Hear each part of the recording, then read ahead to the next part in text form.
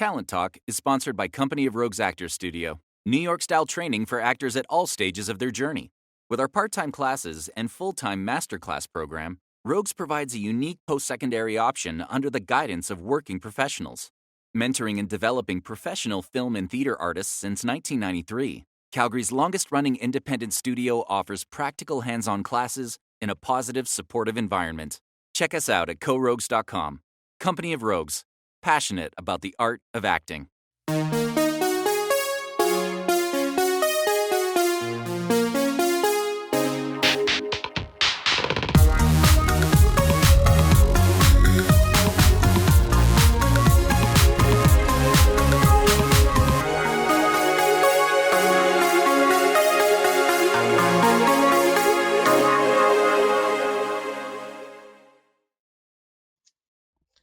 Hey everybody, I'm Gary McLean and you're watching Talent Talk. Thanks for tuning in.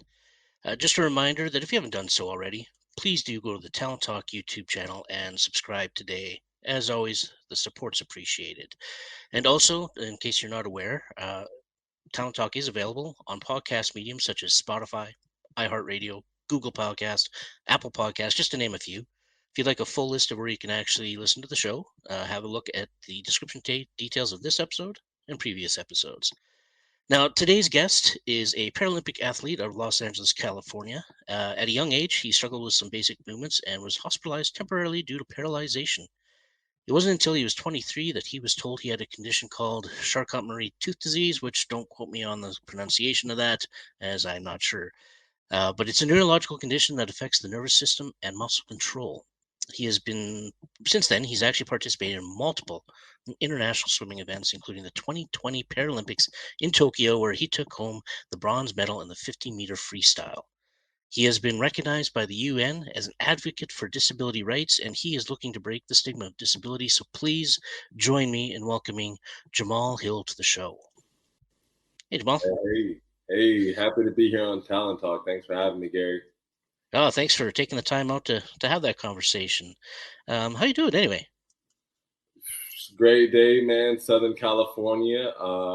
Not too sunny today, but it's home, So I'm happy to be alive, happy to be just kind of doing the work that I'm able to do. Excellent. And can you actually, before we get too much into the details, can you actually talk a little bit about what some of that work is? Because you do a lot. Yeah, absolutely, man. Well, I mean, you gave me a wonderful introduction. Excuse me. You gave me a wonderful introduction. And just right off the bat, I'm a Team USA Paralympic swimming medalist. What qualifies me to be a part of the Paralympic movement is, as you said, Charcot-Marie-Tooth disease. Between us, there's a small growing sect of people that is moving to change the name of that disease to Hill's disease. Okay. I'm not a part of that. I'm just, sharing the message. I think just, what I've been able to represent as someone living with what is usually such a debilitating neuropathy is just inspiring to people. So that's something fun.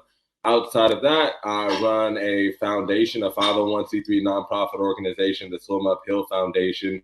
And our mission is to teach 1 million people how to swim every year all around the world by the 2028 Olympic and Paralympic Games.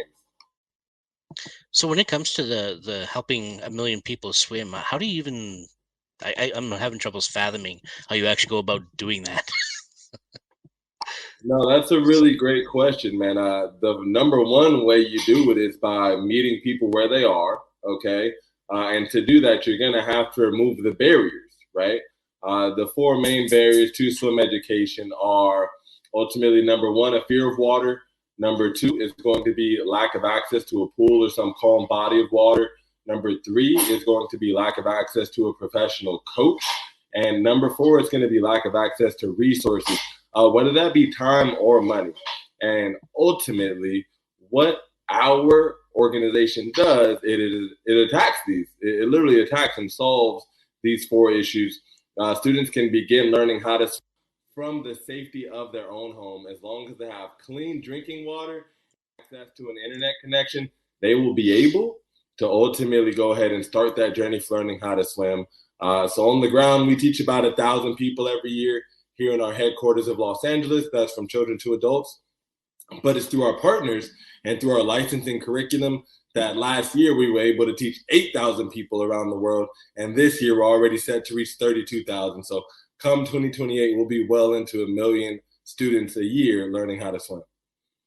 Wow. And like this is worldwide, right? So how are you getting access to those other countries, I guess? Oh, great, man. That's a wonderful question. Fortunately, again, as a representative of Team USA, I'm allotted an international platform. So I travel all around the world for competitive swimming, and I've made it my business to not only compete, but to study and build relationships with these cultures. Obviously, just having statistical and historical data on the fact that it's low to middle income people in communities around the world that make up over 90% of the drownings every single year. So just really making an extra concerted effort to connect with people in their own language, really becoming a student of cultures, and ultimately leveraging my platform as a Paralympian, as an advocate, as a representative of the Unborn Youth for the United Nations, to start conversations with dignitaries, start conversation with organizations, both public and private, that allow our programs to be accepted, adopted, and ultimately allow us to train not only professionals, but amateur swimmers, and the ability to empower their community with swimming education. Okay. And when did you kind of start, or how long have you been in the process of trying to get this going? Or Yeah, well, I mean, look, dude, I'm about, this is my 28th year of life. And for over a decade of it, before I even became a professional swimmer, I was a lifeguard. So the first and arguably longest job, actually we were working for someone else, receiving a check, has been a lifeguard. So swimming has not only always been a part of my life, I've been a swimmer for 20 years, most of those years being competitive swimming. And like I said, I've been in the field of life saving as a profession for a decade before I'd even become a professional swimmer. And so I say all that to say that's my background. When I joined the Paralympic movement in 2018, that's when I really first decided, hey, I want to use this talent of swimming of mine, not only to win medals, right, and to represent, Black male in swimming is a rare thing. A person with Charcot-Marie-Tooth in professional swimming is a real thing. Giving disability or adaptive athletics major media attention is a rare thing. So when you kind of combine these things together, I knew I wanted to add another component. I knew I wanted to truly be of service. And that's what was going to not only bring me the most fulfillment, but that was going to be the best way to just honor the opportunity, honor my community, honor myself and my family, and do my part as a global citizen. So I just thought that the best way to do it would be to go ahead and step up and, throw my hat in the ring for one of the truly, especially in this country, all around the world, but one of the last great endemics of our country here in the United States. And when we talk about child mortality rates, one of the greatest endemics of the world. So that was pretty much it, man. I wanted to teach 1 million people how to swim in 2018 when I joined that Paralympic movement, and things have been snowballing and cascading so fast that our mission has been forced to expand to something more realistic, which is 1 million students a year. Okay. And obviously, you can't do all this on your own. You've got a team of people that help you out, right? I assume your parents are also very supportive and kind of helping out with that, or? Oh yeah, man. Not necessarily directly in the office every day, right? My parents are not employed by our foundation, but they're a wonderful support system from being a child, and then obviously, maybe not so obviously, my mom introducing me to the water. The first swim lesson I ever had was 10 months old, mommy and me classes with her, to, just always being so supportive throughout my life. I have both my parents and grew up in a home with both of them. So encouraging, never made me feel less than, never made me believe that there was something that I couldn't accomplish, even despite my physical disability. So that's just a little note about my parents. But yeah, our team is really powerful. Ultimately, like I said, on the ground here in Los Angeles, our core team, we teach about 600 to 1,000 students. That means I'm in the water for 600 to 1,000 students every year. But it's through our licensing programs, it's through our certification programs that independent coaches and also organizations, both private and public, are able to adopt our methods and ultimately teach more people that they never would have taught before because of those barriers in an extremely, relatively short amount of time. In our office, I have a saying, the only thing that's rocket science is rocket science. And I say that to say learning to swim is not rocket science. So our curriculum is really formatted, again, to help people start gaining basic skills, almost prerequisite skills from the comfort of their home. Actually, not much different than our interface right now. I would be running a class just like this virtually, or one of our experienced trainers would be running a class just like this virtually with a bowl of water just sitting in front of a student's face, where they're learning to master the skill of breathing. They learn to time their arms with the breath. And it really acts as like a flight simulator would for a pilot, so that when we finally bring them into the pool, they already have these really basic skills. And now it's just a matter of application. So most of the work regarding fear and actual skill acquisition has already been trained in a very calm, really an environment that is going to induce the least amount of stress is what we're aiming to accomplish. Yeah, actually, as you were describing that, I was thinking that's amazing, actually, because you got the people in the comfort of their own home. Like, yeah, it's a very safe environment, especially from a mental perspective. Of like, okay, I'm good here. I like this. This is working. Exactly. And then you transition, right? It's a very nice beginner step. Yeah, I like that. 100%. Yeah, 100%. So obviously, like you said, my parents, our internal team, our partners and licensees around the world, but then also our sponsors and our larger partners, not only just from donors and people who believe in the mission and and support us with volunteerism, but also just larger companies that stand with us really in what I call this war on drowning. I do want to kind of go back and talk about the condition itself and some of the struggles you had as you were growing up. If you don't mind talking about that a little No, bit, I don't mind at all. because obviously with whatever you had to kind of overstep, to compensate, Mm-hmm. was a learning curve and helped Absolutely. make you the man you are today, I assume, Amen right? to that. Amen to that. Um, I'd say this: I'm still on the curve. I'm still on that learning curve. Living with a physical disability is extremely challenging. But I also very humbly say that we're all living with challenges, whether they be physical, emotional, mental, or spiritual. Life is hard, right? We all got that in common. Life is hard.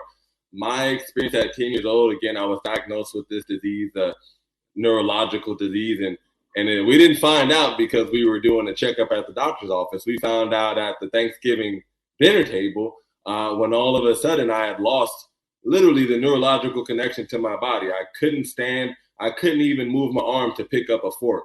And at that time, we ended up leaving Thanksgiving early. Didn't get to have any turkey and stuffing this year. That's a big thing for United States of American citizens. And we went to the hospital and they started running these tests. I still remember to this day being carried out of Thanksgiving dinner in my father's arms at 10 years old. And they're running these tests, and I ended up being admitted into one of the greatest institutions in Southern California, the Children's Hospital of Los Angeles. And I was experiencing full paralysis. I was a talking head. I could move my head back and forth and I could speak, but I wasn't able to lift my arms. I wasn't able to walk or support my own body weight. And I remained in that state for a few days, actually, while my condition was in its most inflamed state. Once it reduced, once it became less inflamed, I was left in this new body, right? So I went from normal kid, right, trying to figure out the body. We've all been a kid before, to now I'm paralyzed. This is a completely new experience. And then the end result is I'm in this new body, literally what feels like a new body, only now things don't work as well. So from my knees to the soles of my feet, I now have 0% nerve capacity. And from my elbow to my fingertips, I now have 30% nerve capacity. So just to put that into context, I usually tell people, close your eyes and imagine that you're at the circus. And not only that you're at the circus, but you're actually one of the circus performers. You're the guy on stilts. And so you're in the back and you're putting your shoes into these metal stilts and there are these big things, and you walk out into the crowd and a kid comes up to you, and the kid's like, there's no way you're really that tall. And you're like, of course I'm this tall, kid. And the kid, what is he doing, kid fashion? He goes and kicks your metal leg. Now, this experience is a lot what it's like for me on multiple levels. Number one, even though that metal stilt isn't a part of your anatomical body, you're going to be able to feel the vibrations. You're going to be able to feel the vibrations coming through that leg from being kicked. Number two, if that kid kicks your leg hard enough, that leg is coming from underneath you. You're going to fall. And then number three, the point where your body stops and the metal leg starts, for this new entire leg, your foot has pretty much become your knee joint, right? Every time you take a step, right, you're only moving your foot to move the rest of that metal stilt. So that's what it really feels like for me. My knees feel like my feet. And from my knee to the literal sole of my feet is more like a metal stilt. So I can feel external stimulation. However, I'm not ever able to really develop any new muscle development, or even like wiggle my toes, right? Because just like you at the circus, that metal stilt doesn't actually belong to your body, right? You can't go do calf raises and get a fatter metal stilt because of it. So that's a little bit what my experience is like. So is it like a sense like you feel nothing from basically knee down? Yeah. So in externally, right? So again, if I were to stub my toe in the morning, I'm cursing, I'm a sailor, 100%. I feel that, I sense that. However, from inward, outward, right? So things like wiggling my toes, or anything, dealing with like running, jumping, those are extremely difficult things. I do not have true proprioception. All of that motion is being generated from my knees up. Okay, understood. And so when you were a kid, like or a teenager growing up, Mm-hmm. were you involved in sports a lot, or? Yeah, actually, I was involved in sports. Doctors suggested that I remove myself from sports, and my parents did not believe that was the best route for me. And so growing up, I was in a strange position. I was a part of this invisible spectrum of disability, right? Because I didn't fit the stigma of disability. Yeah, I have this thing going on with my legs, but they're still there, right? I don't have prosthetics. I don't have dark glasses and a cane as a blind person. I don't have a very visible hearing aid as a hearing impaired individual. And again, we already know there's stigmas revolving around many aspects of life, but especially with disability, it usually falls into it's only real if I can see it, right? That's most things in life. So now I'm a part of this invisible spectrum, living with a very, very, very real challenge, standing, walking. These things took an immense amount of effort, an immense amount of learning, right? I've been doing it now for almost 20 years now. I've been living with this. So I've in some ways mastered the illusion of movement. However, as a child, it was challenging. Part of me was able to really succeed and excel really by not acknowledging my disability, and really by living with this sort of cognitive dissonance, and distancing myself from it psychologically, right? Like, I don't identify with this. I don't even know the name of this. I just know I had this experience, and this is my body now. But on the other side of it, there's this element of shame and almost like there's this hypersensitivity, right? And what I mean by that ultimately is that because I was invisible, more or less, my disability, when I would run up into challenges and obstacles, and then someone would say, hey, you should be able to do that. Or, look at this guy, like, how come you can't do it better than this other person? I never wanted to be the guy with excuses. And I always felt that if I'm telling you something that, number one, you can't even really see, it's just I didn't have the utmost faith, and I really wasn't comfortable standing in my own skin. And again, that's where the shame comes in. So like most things in life, it had duality, right? That sword was double-edged. On one side, there were elements to it that I 100% believe have helped me become the elite athlete that I am today, and live the quality of life and inspire others with Hill's disease. But there's that other side to where I had to learn ultimately to accept myself and understand that, it's really easy to hypothetically say, I'm going to walk a mile in someone else's shoes to appreciate their experience. But I'll tell you this, man, most people do not have the heart to actually do that. And rightfully so, most people will never have that opportunity to actually do that, because that's just not how the world works. So walking in the shoes of a disabled person and appreciating that and owning that, I was really forced to go ahead and realize I wasn't as loving and accepting and benevolent of all humans as I would have liked to believe I was, because obviously here I was rejecting my own truth. So that was a really powerful journey of self-discovery. And as you were talking about being invisible, and you talked about the one aspect of, people saying, well, why aren't you as good or doing this as well as the other people you should be able to, because of that invisibility.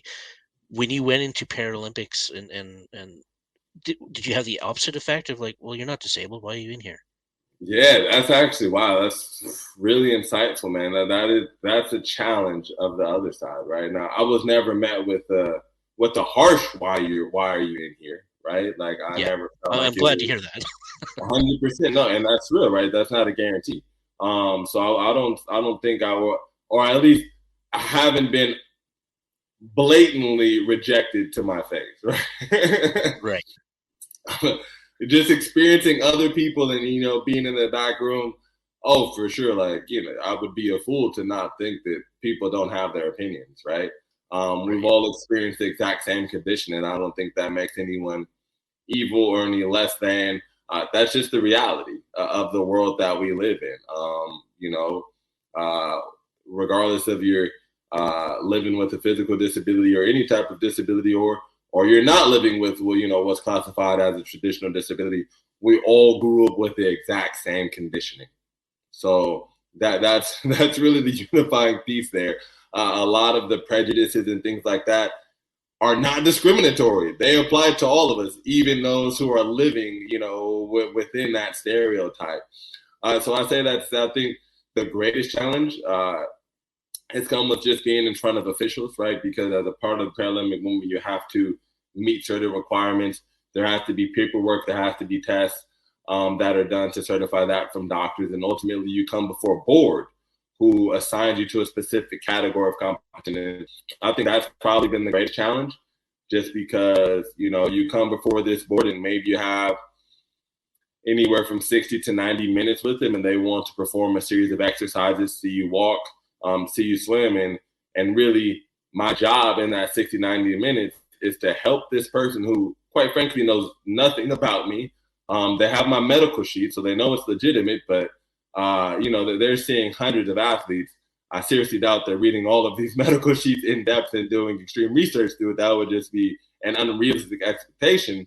And so now it's my responsibility to help this person understand 20 years of daily struggle and challenges in 60 to 90 minutes, while also combating what they feel like their eyes are perceiving as reality.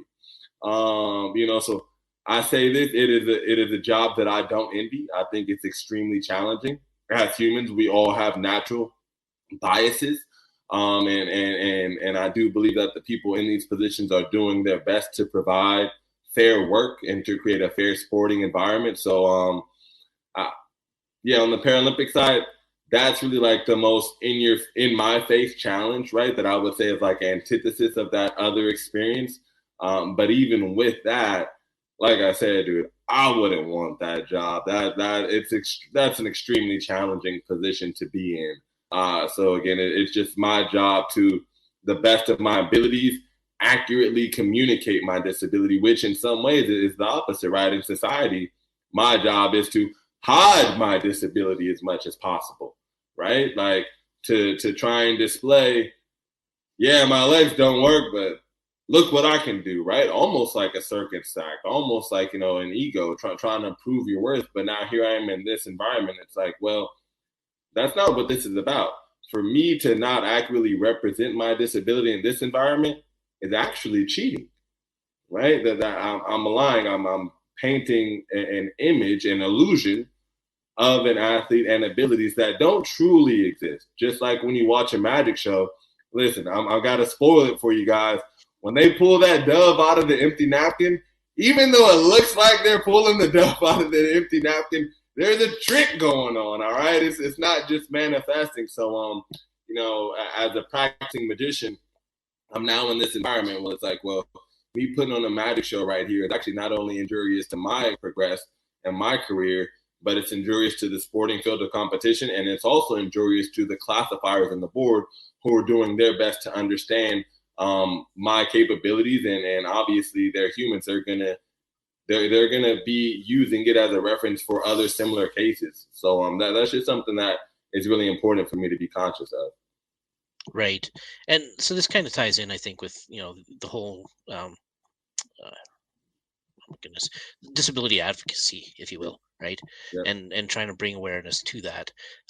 What are some of the ways you actually, I mean, obviously this show would be one way of trying to do that. What other ways are you trying to, break that stigma? Yeah, man, I think that's a brilliant question. One of the ways that I'm working to break that stigma is through a recent appointment that I received from the Envoy on Youth Office of the United Nations. Ultimately, I have been appointed as one of 17 global leaders who represent the voices of young people around the world.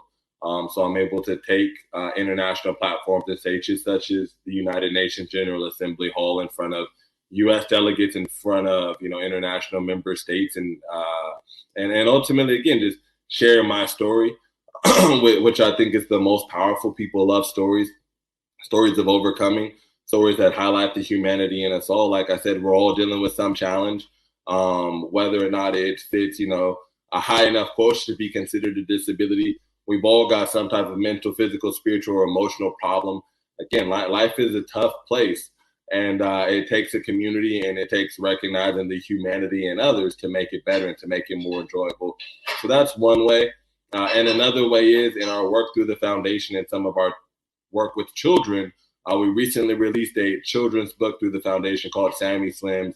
And one of the premier sponsors of that book is actually an adaptive clothing brand called Be Free. And so we now have some of the students in that book, right? Some of the characters in that book, they're wearing adaptive clothing, and this company has a bio in the back of the book as a sponsor. So those are just two really, I think, just on like a really like grand broadcast way, and then also like on a very real, accessible grassroots way. Anyone in the world can go and get this book off of Amazon. The schools that we visit get them for free. But those are two ways that I'm for sure advocating for. Whether the PC is disability awareness or disability inclusion, I like to think of it as just like, dude, I'm a global citizen practicing humanity. I think it's brilliant. Yeah, absolutely right. Something we all need to do a little bit more of. So, and I think I read somewhere that you've actually learned multiple languages and such as well. Like you really tried to embrace the international. Yeah, absolutely. I'll be 100% frank and honest with you. It's a learning curve, man. It's a learning curve. Man, I wish I just had. Man, I wish I had the time to just be fully engulfed. At the same time, I do have a plan. We're working through languages right now. I would say I'm semi-fluent in Spanish. Just last year, our foundation, we launched our first international program in Colombia, Medellin, to be exact. And then I've been able to stay down there for months at a time and study and run swim lessons and help our organization, obviously license our curriculum to programs down there. So Spanish is definitely my primary second language. However, my hope is to expand my French language and to expand my Portuguese language. Ultimately, because like I said, just from an impact perspective of teaching millions of people around the world how to swim every year, almost all of these people are in low to middle income communities and countries. And almost all low to middle income communities and countries are that way because they experience colonialism or imperialism. So guess what? The people in those countries, for the most part, speak English, Spanish, French, or Portuguese, regardless of their skin tone or true ethnical background. So that's my purpose with that, to, again, just be able to connect with people wherever they are. I think that literally is the only requirement to being a bridge, right? You have to be connected to people where they are and the end destination, right? That's what a bridge is. So that's the motivation behind that. And yeah, man, hopefully the next time we talk, I can say I'm 100% fluent in Spanish, and I'm partially fluent in another language now, but it's a work in progress. Yeah, I mean, life is, right? Right, Absolutely. life is. Yeah.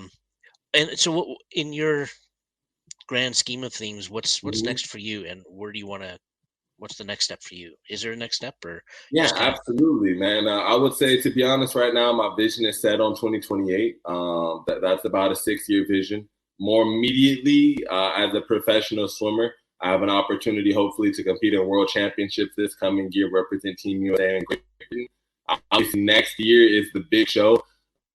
In my sport, people only remember what happens every 4 years. So next year is Paris 2024. Again, my goal is step 1 is to make the team. Step 2 is to make the final. Step 3 is just to get your hand on the wall as fast as possible. So, should that result and some more hardware, some more medals, you can trust and believe that I'm going to leverage those trophies to promote and only push this mission harder and allow it to reach more people in need than ever before. Other than that, like I said, we should be teaching 1 million people a year by 2028, and those games will be in Los Angeles. So I'm hoping that will be a culmination of my professional swimming career. And, after that, there's no telling, man. The Swim Uphill Foundation will be a life's work. I'm very quickly moving into more of a true board president type of role, especially as our team grows and the work becomes more impactful, more attractive, more magnetic. People continue to invest in the mission. So other than that, man, I'm not sure what's next. Maybe it'll be time to truly start a family. It's definitely a goal of mine to get married and to have children. So maybe that's what the next chapter looks like. Fair enough. I think we'll kind of wrap it up there, but the one thing I do want to say before we kind of log off here is that just having the conversation with you today, I think you're doing a fantastic job. Kudos to you for what you're doing, and keep up the good work, man. Cheers, brother. I appreciate that, Gary, man. Hey, thanks again so much for having me on today's show. I'm really glad we got to do this show. Oh, absolutely. Yeah, me too. Thank you so much, man. I'm going to ask you to stick around after I stop going recording here, but yeah, thanks, man. Appreciate your time for sure. Thanks, everybody, and we'll see you soon.